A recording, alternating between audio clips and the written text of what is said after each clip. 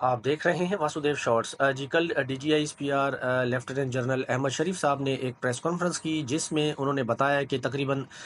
پہلگام واقعے کو 7 دن گزر چکے ہیں اور 7 دن کے بعد بھی بھارت صرف الزام لگا رہا ہے اور کوئی ثبوت ابھی تک نہیں دے پایا۔ انہوں نے ایک جیلم میں بتایا کہ ایک ہم نے بھارتی دہشت گرد پکڑا ہے جو پاکستان میں دہشت گردی کارروائیوں میں ملوث تھا۔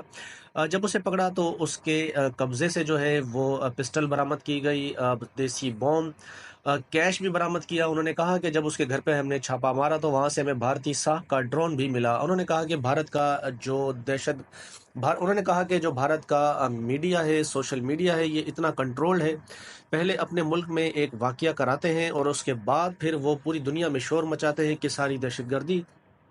پاکستان کرا رہا ہے۔ اس کے علاوہ D G S P R صاحب نے بھارتی دہشت گردی جو پاکستان میں کی جاتی ہے اس کے ثبوت بھی